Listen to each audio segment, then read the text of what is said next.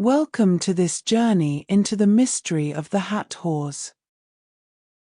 For over 3,000 years, Hathor was one of the most beloved deities of ancient Egypt. She was the goddess of love, music, joy, and motherhood, but also a cosmic force of great depth, connected with the stars and the afterlife. Today, when we speak about the Hathors, we may be referring to two layers of meaning. 1.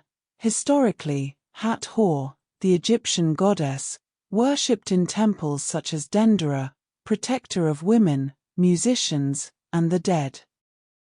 2. Spiritually, the Hathors as higher dimensional beings of sound, vibration, and love, channeled in modern times as cosmic guides for humanity. In this exploration, we will weave these two perspectives together. You will discover the richness of Hathor's mythology, the wonders of her temples, the mysteries that still surround her, and also the living presence that many today experience as the Hathors. This is not just history. It is a journey across time, where archaeology and spirituality meet. By the end, you will also be guided into a meditation, so that you can feel the Hathors for yourself. The name Hathor literally means House of Horus. This shows her ancient role as a motherly goddess, a celestial house in which Horus, the falcon god, was born and nurtured. Hathor was deeply multidimensional in her attributes. She was the goddess of love, beauty, sexuality, and joy. She was the patron of music and dance, often depicted shaking a sistrum, a sacred rattle that called down divine presence. She was the goddess of women and fertility, invoked in childbirth, marriage, and intimacy. She was the Lady of the West, greeting the souls of the dead as they entered the afterlife. One of Hathor's most famous roles was that of the Eye of Ra. In Egyptian mythology, the Eye of Ra was a fiery feminine power, sometimes nurturing, sometimes destructive. Hathor as the Eye of Ra could appear as Sekhmet, the lioness goddess of war, or as Hathor herself, the loving and joyful form. She represented the balance between fierce cosmic energy and compassionate motherly love. Hathor was also closely linked to the Milky Way. Egyptians sometimes saw the stars as the milk flowing from the divine cow, Hathor herself. In this sense, she was not only an earthly goddess, but a cosmic one, associated with the sky, with Venus, and with celestial nourishment. Her festivals were times of joy and celebration. At Dendera and other sacred sites, Egyptians would gather with music, drinking, dancing, and sacred sexuality, believing that in joy and ecstasy, they came closest to the gods. Hathor embodied this principle, that the divine is not only found in solemn ritual, but also in love, music, laughter, and human connection. Artists often depicted Hathor in several forms. As a woman with cow's ears, showing her gentle nature. As a cow with the solar disk between her horns, nursing the pharaoh.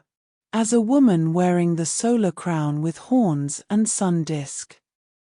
This imagery held deep symbolic meaning.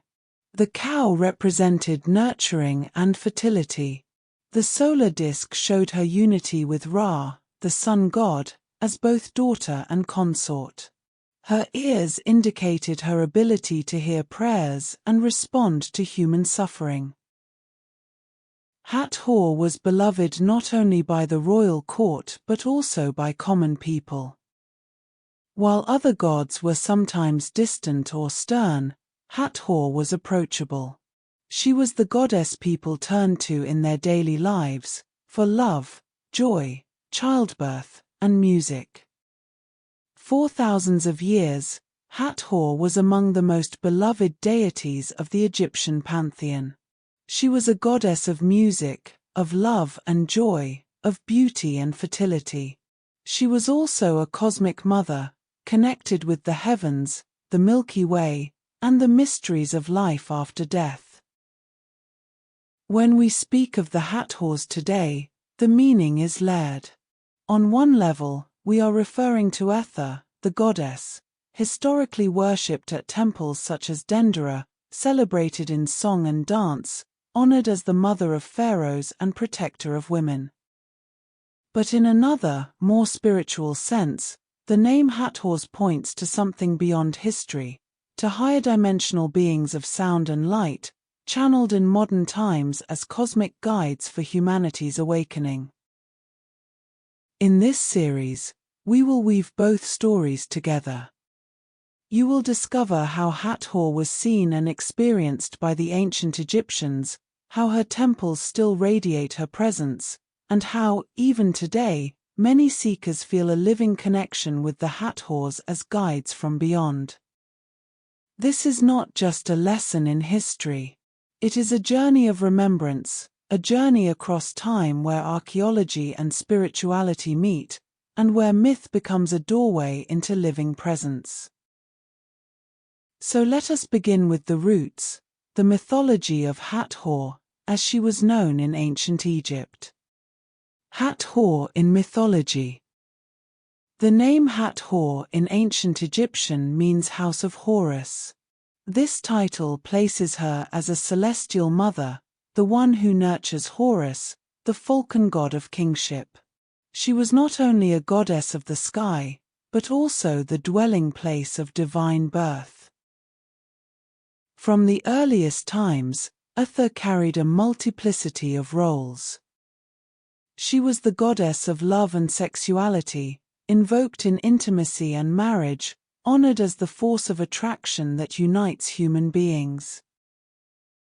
She was the goddess of music and dance, depicted playing the sistrum, a sacred rattle whose sound was believed to summon divine energy and soothe the gods. She was a protectress of women and childbirth, called upon during pregnancy, labor, and family life. She was the Lady of the West, waiting at the threshold of the underworld to welcome the deceased with open arms. This duality is important. Hathor was both the bringer of earthly joy and the compassionate guide into the afterlife. She walked with people from the cradle to the grave, from the moment of birth to the moment of death. The Eye of Ra.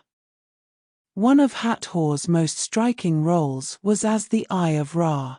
In Egyptian mythology, the Eye of Ra was a feminine, fiery extension of the sun god himself.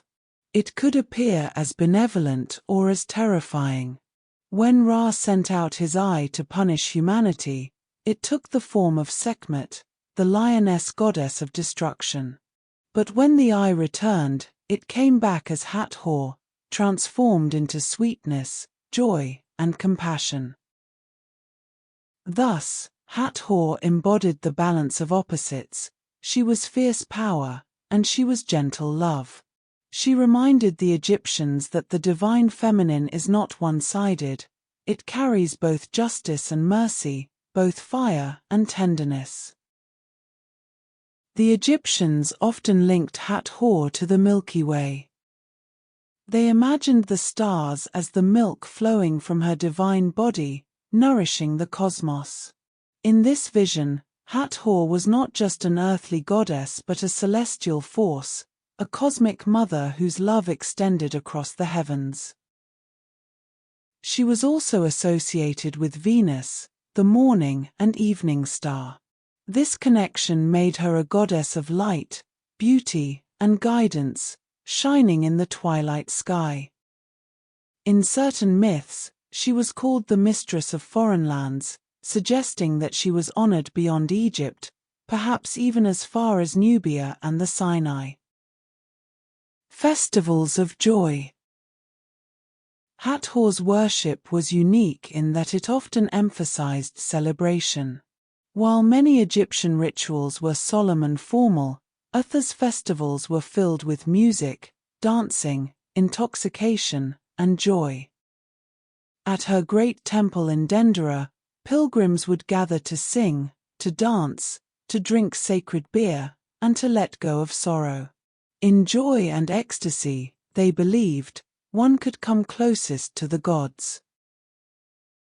Priestesses of Hathor were often musicians and dancers, serving in her temple through performance. They embodied her spirit of joy, beauty, and sensuality. Through rhythm and movement, they became living vessels of the goddess herself. Depictions of Hathor. Artists portrayed Hathor in several distinct forms. As a woman with cow's ears, showing her gentle, nurturing nature.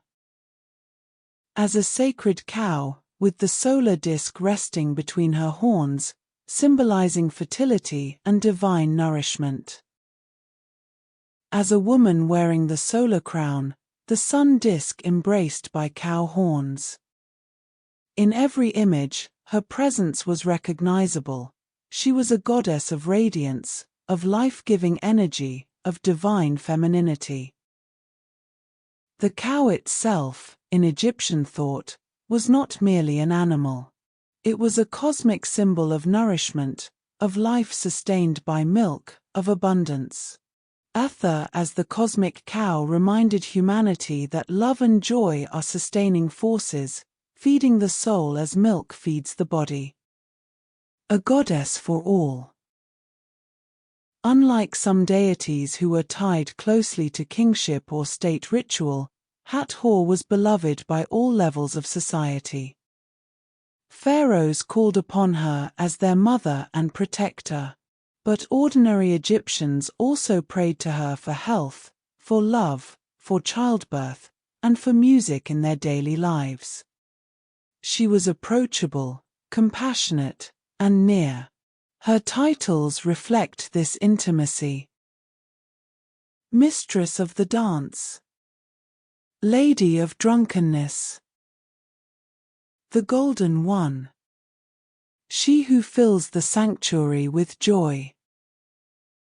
Each title carries the essence of celebration, warmth, and presence. Hathor was not a distant deity. She was a goddess who laughed, who loved, who listened, and who embraced. Transition. Thus, in the mythology of Egypt, Hathor was many things: a mother, a lover, a guide into the afterlife, and a cosmic goddess of stars and milk. She embodied joy as a sacred path, reminding the Egyptians that the divine is not only found in temples and rituals but also in music, in love, in the laughter of friends, and in the beauty of life itself. In our next part, we will step into the stone walls of her most famous sanctuary, the Temple of Dendera.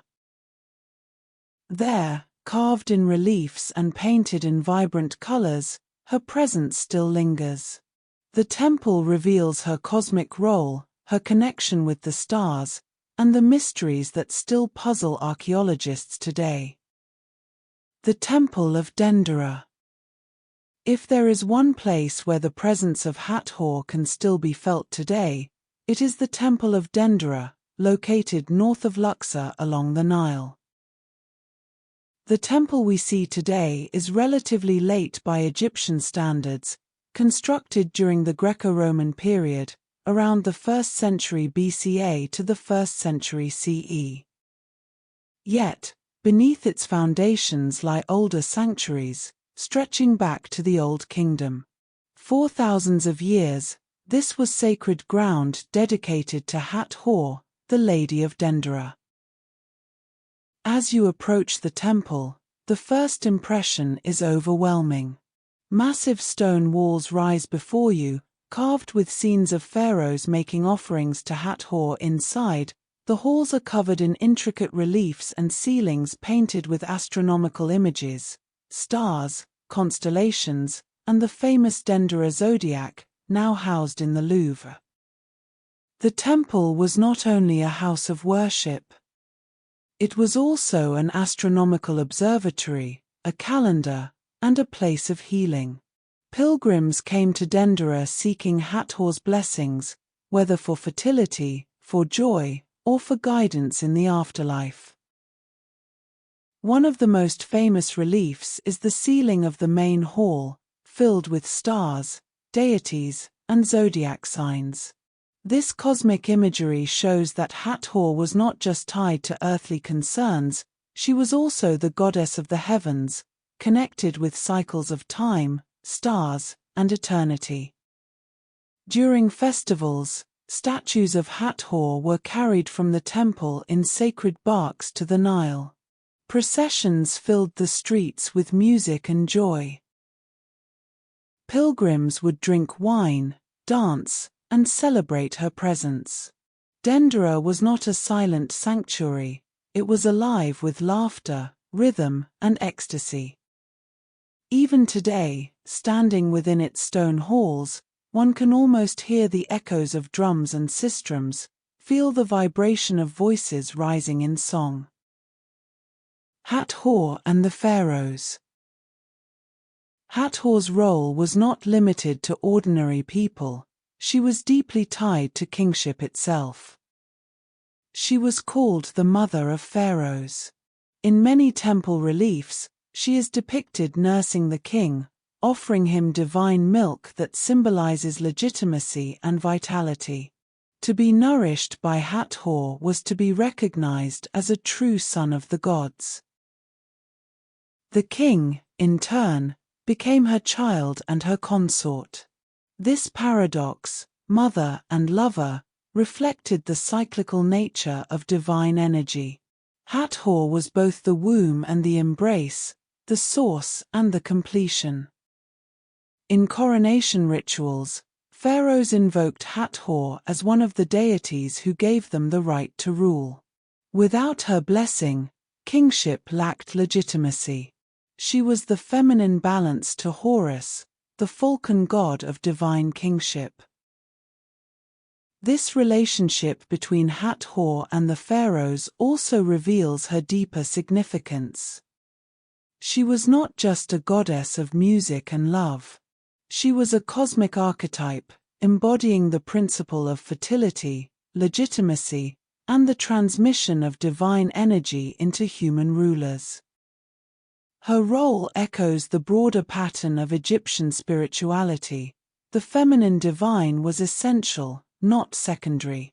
Without Hathor's nourishment, even the mightiest pharaoh could not reign. The Dendera light. Among the most intriguing mysteries of the Dendera temple are the so-called Dendera light reliefs, found in the crypts beneath the sanctuary. The carvings show elongated, bulb-like shapes, inside of which appears a snake, resting on a lotus flower. Priests hold these objects, while figures of Hathor and other deities stand nearby. To modern eyes, the image is strikingly similar to a giant light bulb, with a cable-like base and a glowing interior. Some alternative researchers have suggested that the Egyptians possessed advanced electrical technology, long before its supposed invention in the modern age. This interpretation has fueled countless documentaries, books, and debates. However, Egyptologists generally reject the light bulb theory. They interpret the relief instead as a mythological image. The lotus flower symbolizing creation, the snake representing divine energy emerging from the primeval waters, and the bubble as the womb of the cosmos. In this view, the relief is a symbolic depiction of the creation of the world, not a literal light source. Yet the fascination remains. Why place such unusual reliefs in hidden crypts, accessible only to priests? Why carve them with such precision, almost mechanical in appearance? For spiritual seekers, the Dendera light carries a deeper resonance. Whether or not it was a real lamp, It undeniably symbolizes illumination, the emergence of divine energy, the manifestation of cosmic life force. To stand in those crypts, in the presence of the carvings, is to feel a hush descend. The air is heavy, the walls close, and the relief glows faintly in torchlight. It is as if the priests encoded a mystery here, one that still whispers across time. Dendera as a cosmic center.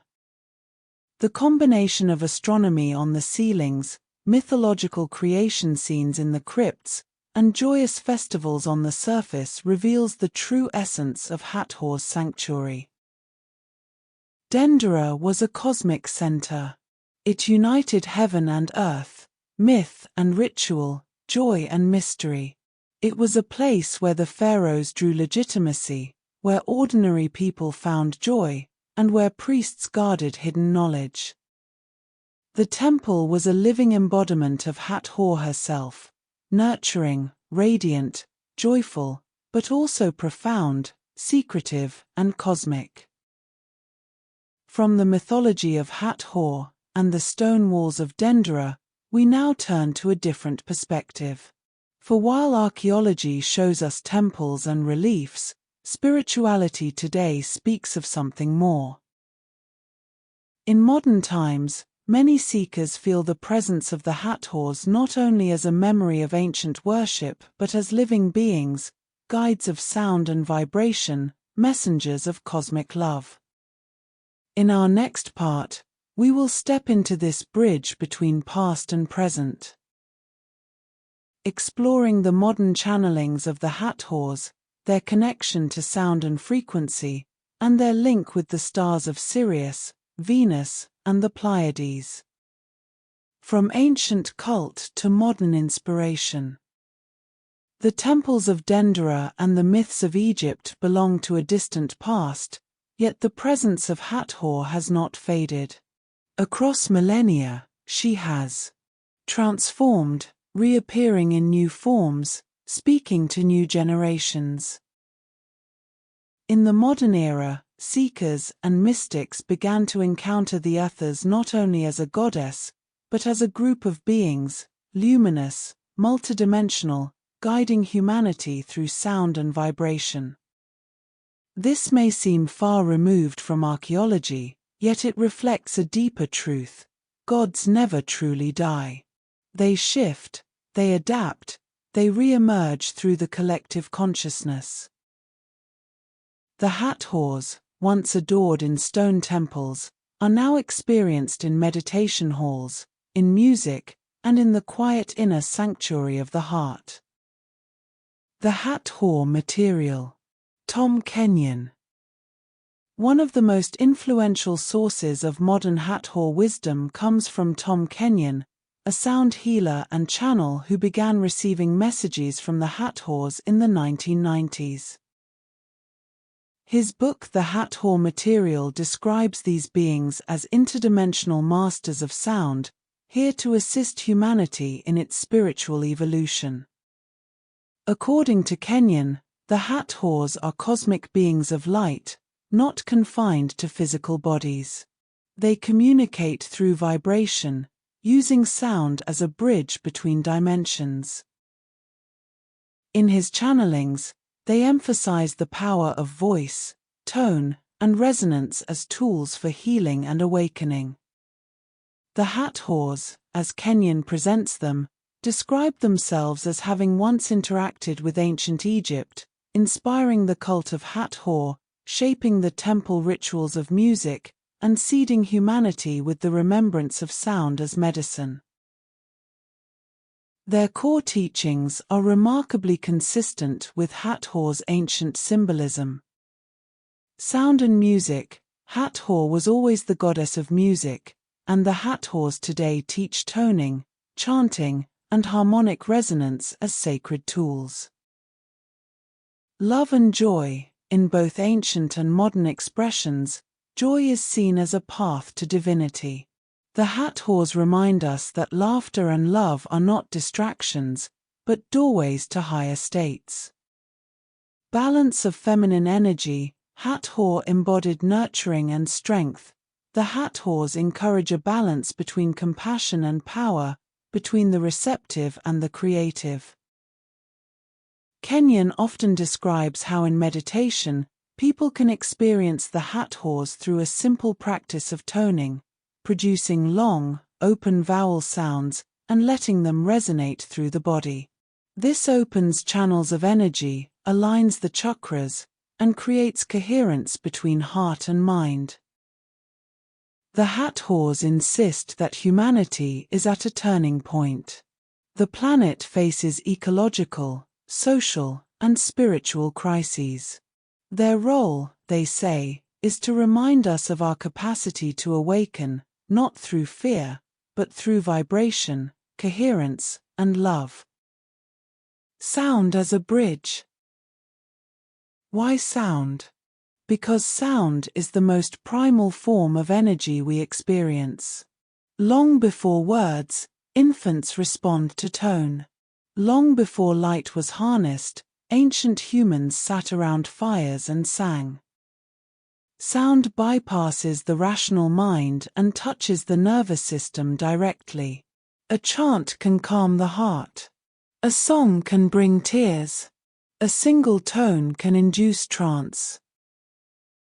In Egypt, the sistrum of Hathor rattled to awaken divine presence. In modern channelings, the Hathors use harmonic tones to activate consciousness. The principle is the same. Vibration is the language of the soul. Cosmic connections. Modern spiritual traditions also link the Hathors to the stars. Sirius. In Egyptian cosmology, Sirius was the star of Isis, heralding the annual flooding of the Nile. Some channelers say the Hathors also originate from Sirius, bringing wisdom of cosmic cycles. Venus, as the morning and evening star, Venus is tied to Hathor as goddess of beauty, harmony, and light. The Hathors are often seen as guides of the heart chakra, resonating with the energy of Venusian love. The Pleiades, a cluster of stars long associated with feminine wisdom. In New Age traditions, the Hathors are sometimes described as Pleiadian allies, working alongside star families to assist Earth's ascension. These connections are symbolic as much as literal. They remind us that Hathor's presence is not confined to Egypt. She is universal, cosmic, woven into the stars and into humanity's collective memory. The archetype of the cosmic mother. What unites all these perspectives is the image of Hathor as cosmic mother. In ancient Egypt, she was the one who nourished the pharaoh with divine milk. In modern spirituality, she is the one who nourishes humanity with vibration and love. As the cosmic mother, the Hathors embody qualities desperately needed in our time. Compassion in the midst of division. Joy in the midst of despair. Balance of feminine and masculine energies in a world out of harmony. Whether we see them as goddesses, as myth, or as interdimensional beings, the essence remains. The Hathors are teachers of love, music, and joy as sacred paths. So far, we have traced the story of Hathor from ancient myths and temples into modern channelings and cosmic connections. Now, in our final part, we will bring this home, exploring what the Hathors mean for us today, and then stepping into a guided meditation, a living encounter with their energy. Through this, we will not only learn about Hathor, we will feel her. The spiritual meaning of the Hathors today. We have walked through mythology, temples, mysteries, and modern channelings. Now we arrive at the heart of the question: what do the Hathors mean for us today? For many, The Hathors represent the return of the divine feminine, not as an abstract concept, but as a living energy that heals imbalance. In a world shaped by conflict, division, and speed, the Hathors remind us of qualities that are often forgotten: tenderness, joy, listening, and the wisdom of the heart. They invite us to see pleasure not as sin, but as sacred. The laughter of a child, the rhythm of music, the dance of bodies, all of this can be prayer. Hathor shows us that the divine is not separate from life, it is woven into the joy of being alive. They also remind us of sound as medicine. In a time when noise overwhelms us, they call us back to the simplicity of tone, vibration, and resonance. A single hum, sung with awareness, can open the heart more than 1,000 words. Above all, the Hathors ask us to remember that we are not alone. Humanity is part of a greater cosmic family. Just as the stars shine above the temple ceilings of Dendera, so too do higher beings walk with us, encouraging, guiding, whispering through dreams and songs. To meet the Hathors is not to believe in mythology or to accept channelings blindly. It is to feel in your own heart that joy is sacred, that sound is a bridge, and that love is the highest vibration of all. Guided meditation with the Hathors. Take a deep breath and gently close your eyes. Imagine yourself standing in the temple of Dendera. The air is cool, the stone walls rise around you, carved with stars and deities. You hear the faint echo of footsteps and the soft rattle of a sistrum, as if the priestesses of Hathor are still here, their presence alive. Now, see before you a great column, carved with the face of Hathor. Her eyes are gentle, her lips smiling.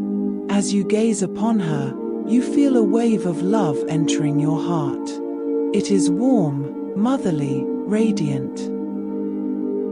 With each breath, let this love expand. Feel it moving into your chest, your arms, your whole body. The goddess is not distant. She is here, within you.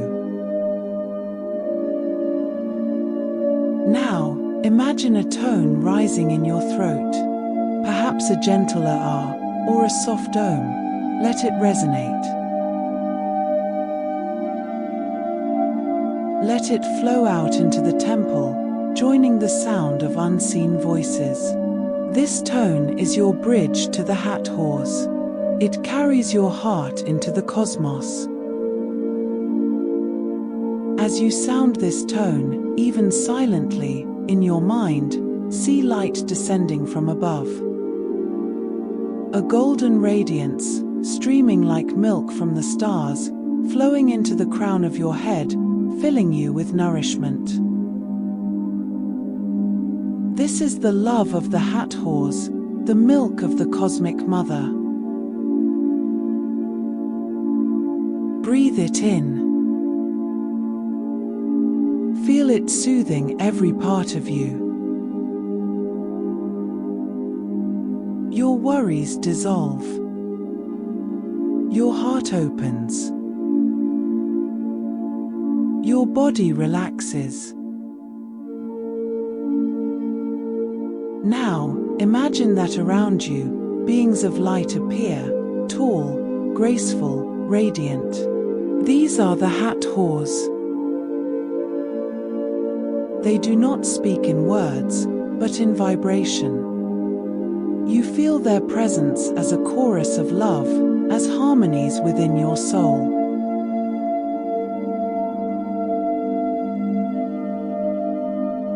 One of them steps closer and places a hand of light upon your heart.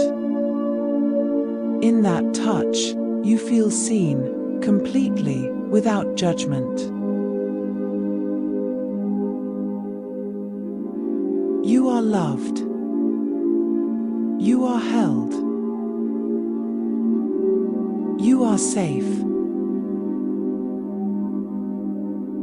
Rest in this moment.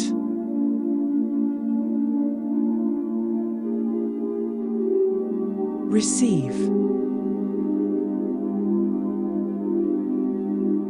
Allow their sound, their light, their love to fill you.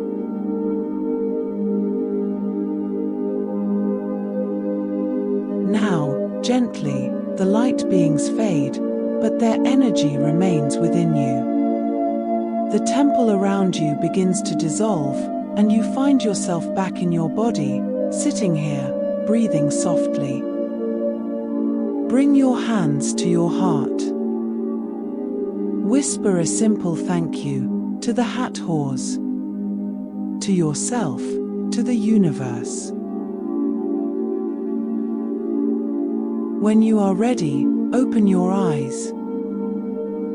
You carry their vibration with you, in your heart, in your breath, in your sound. As we close this journey, let us remember what we have discovered. The Hathors were once worshipped in Egypt as goddesses of love, music, and joy. Their temples, especially Dendera, still stand as cosmic sanctuaries filled with mystery. Their mythology reminds us that the divine feminine is both fierce and compassionate, earthly and cosmic. In modern times, the Hathors return as beings of light, teaching us the power of sound and vibration, the healing nature of joy, and the sacredness of love. Whether we see them as ancient deities, as archetypes of the feminine, or as cosmic allies, their essence is the same. They call us back to the heart, to live with joy, to honor sound as medicine, to remember that we are children of the stars, nourished by love that never ends. May you carry this remembrance with you. And whenever you hear music, laughter, or the simple vibration of your own voice, may you feel the presence of the Hathors, smiling with you, guiding you, loving you. Thank you for watching. We hope this journey into the wisdom of the Hathors has touched your heart, and may their presence bring you love, comfort, and healing. If you would like to see more videos on this sacred topic, please like, subscribe, or share your thoughts in the comments.